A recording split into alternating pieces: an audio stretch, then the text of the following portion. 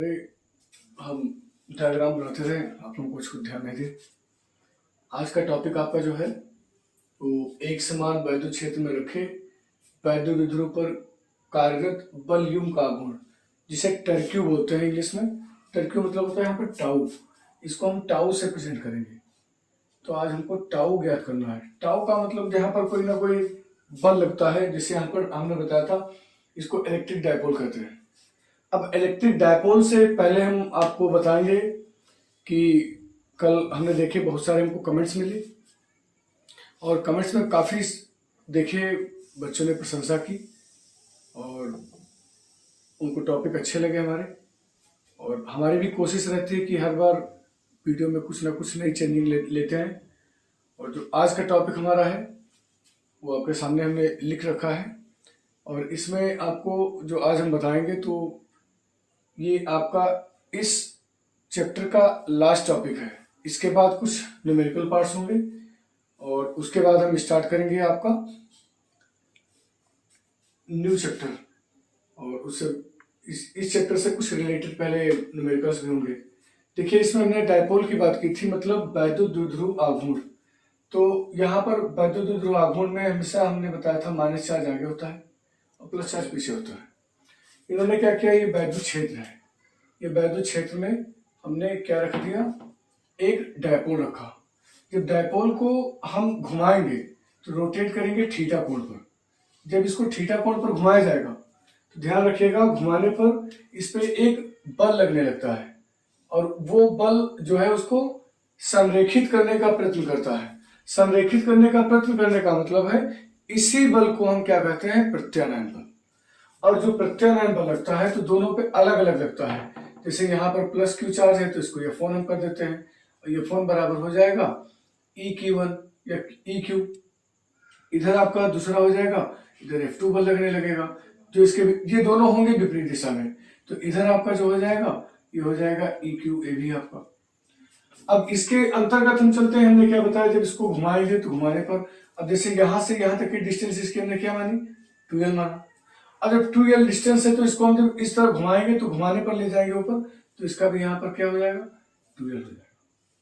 Length आपकी जितना आपका आधार है उतना ही आपका यहाँ पर क्या रहेगा, उतना ही आपका कर्ण रहेगा। हमको लंब फाइंड करना, ये लंबवत दूरी के नाम से जानी जाएगी। तो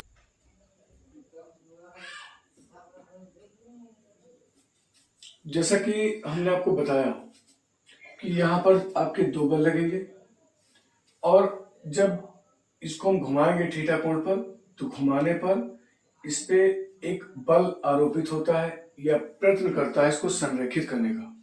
संरेखित करने का यहाँ पर प्रयत्न करने के नाते यहाँ पर ये क्या हो जाएगा, जो प्रयत्न करता है इसी बल को हम बोलते हैं प्रत्यानयन बल। जो प्रत्यानयन बल है तो इसमें हमने क्या कहा था, इसके परिमाण जो होते हैं ये बराबर होते हैं पर प्रकृति इनकी भैया विपरीत होती है। और जब प्रकृति विपरीत है तो प्रकृति विपरीत होने के नाते इन पे जो बल लगेंगे वो भी क्या होंगे, अपोजिट डायरेक्शन में लगेंगे। तो इनके बीच में एक लंबवत दूरी आ गई। लंबवत दूरी हमको फाइंड करने के लिए यहाँ पर हम लिख रखे हैं साइन थीटा, क्योंकि ये वाली हमको दूरी फाइंड करनी है और ये दूरी आपकी साइन में आती है। साइन थीटा बराबर क्या होता है, लंब अपॉन कर्ण। लंब अपॉन कर्ण। तो लंब हमने क्या, लंब हमको फाइंड करना है तो लंब की जगह पर लंब लिख देंगे और यहाँ पर AB तो इसको हम B डैश कर लेते हैं। तो यहाँ पर लंब ज्ञात ही हमारा है, कर्ण। कर्ण कितना है, 2L, तो इसकी जगह पर हम 2L लिख लेंगे। 2L अपॉन में है तो इसको इधर भेजेंगे तो कहाँ हो जाएगा, इंटू में। तो आपका लंब मतलब यहाँ पर बोल सकते हो B डैश जो है कितना आ गया, 2L साइन थीटा। तो हमें पता चल गया कि यहाँ पर जो आपकी लंबवत दूरी आएगी वो आएगी 2L साइन थीटा।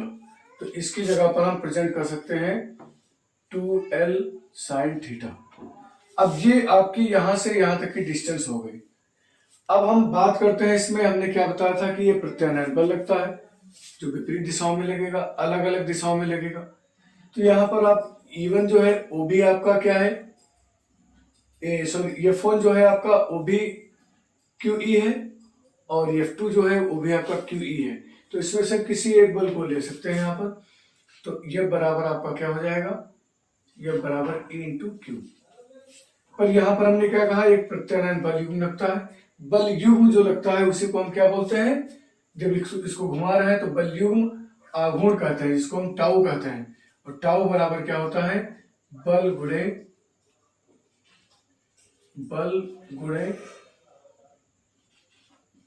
लंबवत दूरी। तो टाउ बराबर बल आपका क्या है, बल है F, तो यहां पर हम F लिख देंगे, और इंटू इसकी दूरी क्या है, यहां पर इसकी दूरी है कितनी, 2L साइन थीटा, तो यहां पर 2L साइन थीटा लिख देंगे, 2L साइन थीटा। अब ये लंबवत दूरी मतलब विस्थापन के रूप में आएगी, इसीलिए यहाँ पर क्रॉस लगा हुआ है। बल भी एक आपकी सदिश राशि, इसका मतलब ये भी एक सदिश राशि के रूप में आएगी। तो यहाँ पर हम बात करते हैं टाउ बराबर, ये बराबर ऑलरेडी हमने लिख रखा है E इंटू क्यू, तो ये की जगह पर हम E इंटू क्यू राइट कर देंगे, और इंटू फिर 2L हो जाएगा, फिर sine theta. Q into 2L है, ये हमने क्या बताया था, P के बराबर होता है, वैद्युत द्विध्रुव आघूर्ण के बराबर होता है। तो P बराबर होता है Q इंटू 2L, तो हम यहाँ पर Q इंटू 2L की जगह पर P राइट कर देंगे। तो टाउ बराबर हो जाएगा E P साइन थीटा। ये आपका जो है इसका फार्मूला कंप्लीट हो गया। इसमें कुछ विशेष स्थितियां आती हैं, तो विशेष स्थितियों के अंतर्गत जब हम बात करेंगे इसमें, तो सबसे पहले आपकी स्थिति क्या होगी कि ये समांतर होंगे। जो वैद्युत द्विध्रुव है ये क्या होना चाहिए, समांतर होना चाहिए। तो जो समांतर, जिससे ये आपका यहाँ पर हमने क्या बताया कि ये वैद्युत क्षेत्र है, तो जो वैद्युत द्विध्रुव है ये वैद्युत क्षेत्र के समांतर होना चाहिए। स्पेसिफिक कंडीशंस आती हैं जिनको हम विशेष स्थितियों के नाम से जानते हैं, विशेष स्थितियां।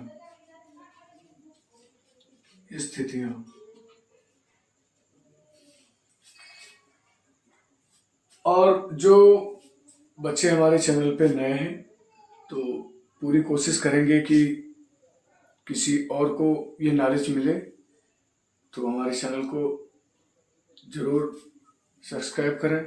और किसी जो आपके इष्ट मित्र हैं, ये वो भी क्लास 12th में हैं, तो यदि इस तरह के वीडियो पाना चाहते हैं नॉलेजेबल, तो उनको भेजें या सेंड करें या शेयर करें, जिससे ज़्यादा से ज़्यादा इसका प्रचार हो और आप लोगों तक अच्छा यहाँ से नॉलेज मिलता रहे।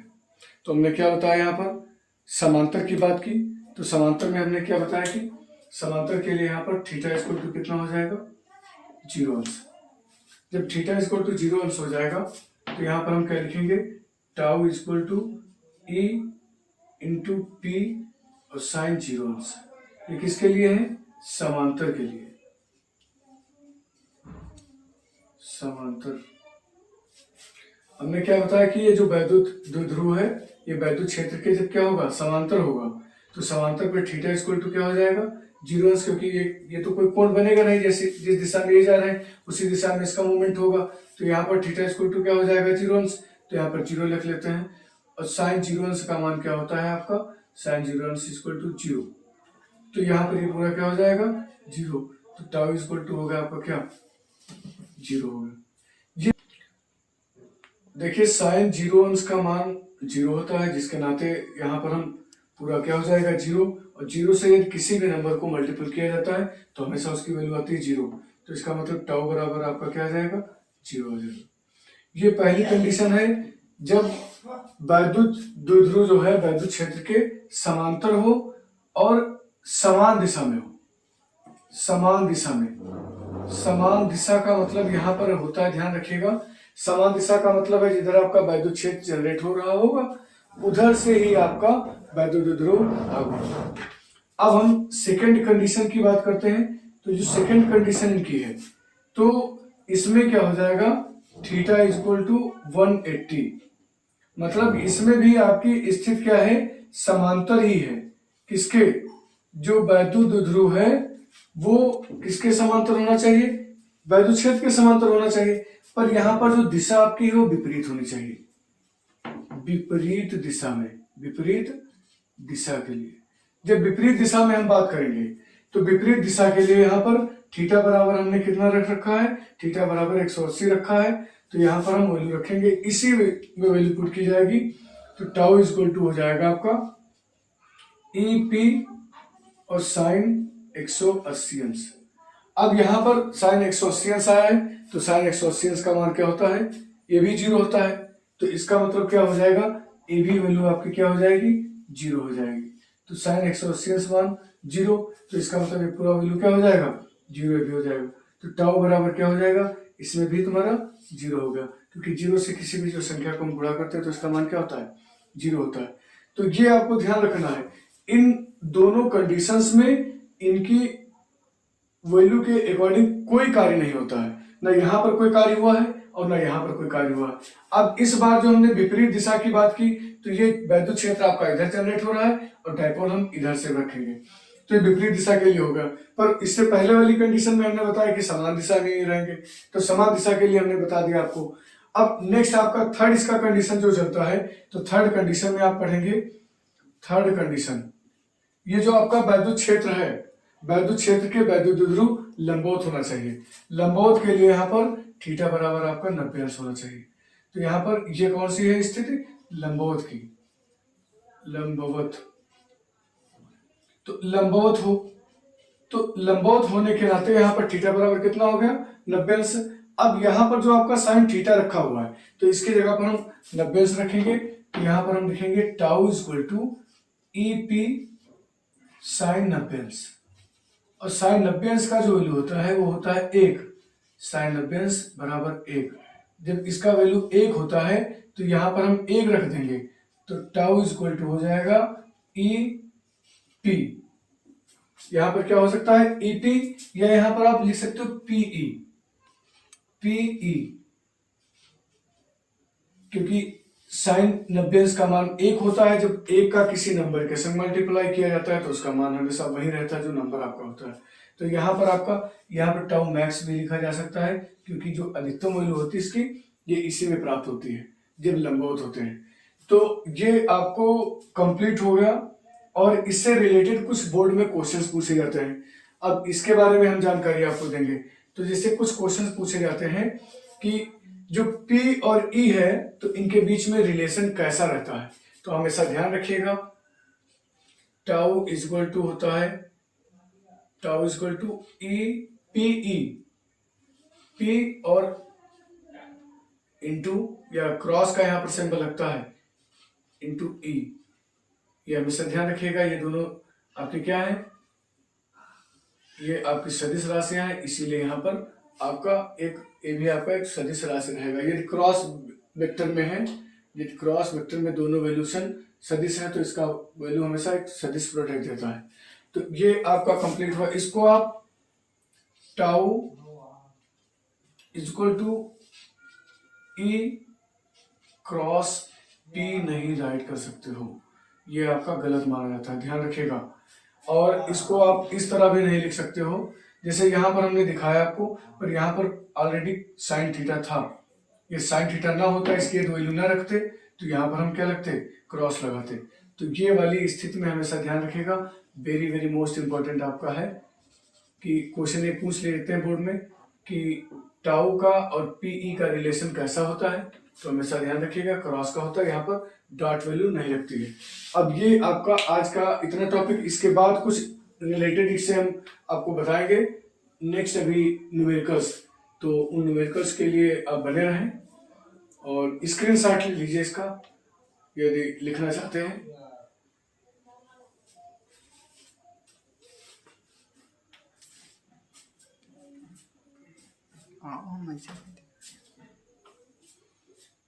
देखिए, उसी लेसन से रिलेटेड कुछ हम क्वेश्चंस लिखे आए हैं, और ये क्वेश्चंस काफी ज्यादा इंपॉर्टेंस रख रहे हैं अपने में, तो इन क्वेश्चंस को जरूर से जरूर मतलब ध्यान दें।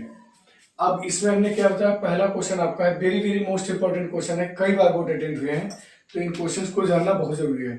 8 कूलाम ऋण आवेश में उपस्थित इलेक्ट्रॉनों की संख्या, एक आपको फार्मूला बनाया गया था, बताया गया था। सबसे पहले इसमें दिया गया है, उसको हम देखते हैं क्या दिया गया है। दिया गया है 8 कूलम, मतलब Q बराबर दिया गया है 8 कूलम। और यहाँ पर n बराबर आपको फाइंड करना है। इलेक्ट्रॉनों की संख्या को n से प्रेजेंट करते हैं और E बराबर हम जानते हैं 1.6 × 10⁻⁻19 कूलम होता है। Q बराबर फार्मूला आपको सूत्र बताया गया था, Q बराबर Ne। और हमको निकालना क्या है, इसमें n निकालना है, तो E जो है इसके अपॉन में चलाएगा, तो यहाँ पर n इक्वल टू हो जाएगा Q/E। अब वैल्यू पुट कर लेते हैं, तो यहाँ पर आपका 8 दिया गया है और यहाँ पर 1.6 × 10⁻⁻19 दिया गया है E का वैल्यू। ये बिल्कुल फिक्स वैल्यू होता है, ये आवेश है इलेक्ट्रॉन का। अब ये पॉइंट हटाएंगे, पॉइंट के बाद 1 नंबर है, 0 बढ़ा देंगे और यहाँ पर 16 पंचे 80 हो जाएगा, 5 बचा। अब यहाँ पर माइनस की पावर है, इसको ऊपर ले जाएंगे तो पावर काहे की हो जाएगी, प्लस की, तो 5 × 10⁻19। ये आपके इतने इलेक्ट्रॉन जो है 8 कूलम ऋण आवेश में उपस्थित होते हैं। ऋण आवेश है तो इसका मतलब इसकी प्रकृति जो होगी वो भी ऋण आवेशित होगी। नेक्स्ट क्वेश्चन लेके चलते हैं, वैद्युत क्षेत्र की तीव्रता का मात्रक हो सकता है। ये सब क्वेश्चंस आपके समझ लीजिए बहुत चुनिंदा क्वेश्चंस हम लेके आए हैं और ये कई बार बोर्ड अटेंड हुए हैं। यूपी बोर्ड वाले बच्चों के लिए खास ये तोहफा समझ लीजिए मिल रहा है। यहाँ पर N/मीटर दिया गया है। तो हमने आपको बताया कि जब वैद्युत क्षेत्र की तीव्रता के लिए 2 स्थितियां होती हैं। एक E बराबर आपको फार्मूला बताया गया, E बराबर F/Q0 और एक फार्मूला हमने B के रूप में बताया था, E बराबर V/T। E बराबर V/T। V मतलब हो गया यहाँ पर विभव, इसका मात्रक, इसके अंतर्गत मात्रक देखेंगे तो यहाँ हो जाएगा वोल्ट अपॉन मीटर। और एक दूसरा इसी के अंतर्गत हमने V बराबर आपको बताया था W/Q, तो ये हो जाएगा इसका मात्रक जूल और इसका हो जाएगा कूलम। तो ये हो गया जूल बटे कूलम। तो वोल्ट की जगह पर यदि हम जूल/कूलम लिख दें तो इसका दूसरा मात्रक हो जाएगा जूल और कूलम नीचे आ जाएगा तो कूलम मीटर हो जाएगा। कूलम और मीटर ऑलरेडी है ये, तो मीटर लिख देंगे। अब ये वाली जो वैल्यू है, ये वाला फार्मूला एक इसका मेन हो गया, एक फार्मूला ये हो गया। तीसरा फार्मूला इसका हमने बताया था N/मीटर, न्यूटन अपॉन ये कूलम, सॉरी N/कूलम। तो इसका एक फार्मूला ये हो गया। तो देखते हैं ये जो 3 फार्मूले हमको कहीं मिल रहे हैं तो ये इसके फार्मूले हैं, पर नहीं मिल रहा है तो वो किसके हैं भी देखना पड़ेगा। तो यहाँ पर N/मीटर दिया गया है, तो न्यूटन मतलब यहाँ पर F दिया गया है और अपॉन में दिया गया है D, तो F/D। तो ये इस इकाई में आपका किसी का फार्मूला नहीं है, क्योंकि हमने क्या बता रखा है आपको, F/D रखा गया है। तो यहाँ पर ये आपका किसी का भी फार्मूला नहीं है। फिर N/कूलम की बात की गई है, तो यहाँ पर हमको N/कूलम दिख रहा है, इसका मतलब ये मात्रक आपका क्लियर है। तो हमें पता चला कि वैद्युत क्षेत्र की तीव्रता का मात्रक क्या है, N/कूलम। वोल्ट मीटर की बात करते हैं, तो वोल्ट मीटर की बात करेंगे तो वोल्ट मीटर, तो V/D की बात की गई है, तो यहाँ पर वोल्ट मीटर भी आपका इसका मात्रक नहीं हो सकता है, तो ये भी नहीं है। वोल्ट मीटर स्क्वायर, तो ये भी आपका कोई मात्रक इसका नहीं है, V/A² के अकॉर्डिंग रखते हैं। पर एक अगला चौथा क्वेश्चन हमने बताया था निर्वात की वैद्युतशीलता का मात्रक, ये काफी बार बोर्ड अटेंड हुआ है, कूलम²/N/मीटर²। ये आप जरूर देख लें कि निर्वात की वैद्युतशीलता का मात्रक क्या होता है, तो कूलम²/N/मीटर²। अब ये लास्ट वाला क्वेश्चन हम लेके चलते हैं। यहाँ पर लिखा है वैद्युत क्षेत्र की तीव्रता का मात्रक, इसमें भी वही बात कही गई है, पर ये आपका वेरी मोस्ट इंपॉर्टेंट है, कई बार क्वेश्चन ये पुट अप किया गया है। तो यहाँ पर N/कूलम दिया गया है, हम जानते हैं कि N/कूलम होता है, पर यहाँ पर N/कूलम है। अब दूसरा देखते हैं, कूलम/न्यूटन दिया गया है, तो ये कूलम/न्यूटन, क्योंकि E बराबर हमने बताया था F/Q0 होता है। यदि हम 1/E लिख दें तो यहाँ पर Q0/F हो जाएगा। तो ये जो 1/E दिया गया है, तो इसके अंतर्गत देखा जाए तो यहाँ पर आपका कूलम/न्यूटन आ रहा है, तो ये आपका जो है इसके व्युत्क्रम के इक्वल माना जाता है, तो इसका मतलब ये भी आपका मात्रक नहीं है। N/मीटर की बात की गई है, तो N/मीटर की हमने बताई थी अभी बात कि ये भी आपका कोई मात्रक हो ही नहीं सकता है। जूल/न्यूटन, तो जूल कभी आपने देखा तो होगा नहीं कि W/F कहीं दिख रहे हो, तो इस तरह की कंडीशंस नहीं अप्लाई होती है। तो इसका मतलब क्या है, अच्छा इसको आगे ओपन कर सकते हो, जैसे W को हमने लिख दिया F/D, और यहाँ पर एफ आई है, तो ये सेफ कट गया, तो इसका मतलब यहाँ पर आ गया मीटर। तो ये जो मीटर है, तो मीटर के अंतर्गत ये लंबाई का मात्रक होगा, तो ये लंबाई का मात्रक है। पर हमारे पास किसका मात्रक ज्ञात करना है? वैद्युत क्षेत्र की तीव्रता का, तो इसका मतलब ये भी आपका मात्रक नहीं है। तो इससे ये आपका क्लियर हुआ कि आपके ये तीनों मात्रक ना होके ये आपका पहला वाला मात्रक क्लियर है। तो हमें पता चल गया कि वैद्युत क्षेत्र की तीव्रता के 3 मात्रक है, न्यूटन अपॉन कूलाम, या वोल्ट अपॉन मीटर, या जूल अपॉन कूलाम मीटर। तो ये आपके क्वेश्चंस काफी इंपॉर्टेंस रखते हैं बहुविकल्पी में, तो इनको जरूर देखें। और जो भी टॉपिक में आगे आप पढ़ना चाहते हैं तो हमारे वीडियो में बने रहे, और जो नोटिफिकेशन वाली आपकी बेल आइकन्स होती है उसको जरूर दबाएं, जिससे क्या होगा कि जो हमारी न्यू नोटिफिकेशंस आती रहती हैं तो उस पर आपको बेनिफिट मिलेगा इसका, और इससे रिलेटेड जितनी जानकारी है वो आपको मिलती रहेंगी। अब जैसे जो टॉपिक हमने आपको बताया, यहाँ पर सारे टॉपिक आपको समझ में आए, तो कोशिश यही करिए कि हमारे चैनल पर बने रहें, और डेली आपको एक नया वीडियो मिलता रहेगा, और पूरी हमारी कोशिश रहेगी कि आपका नॉलेज इम्प्रूव हो और आप में बोर्ड के पेपर में आपके अच्छे मार्क्स आए। जय हिंद।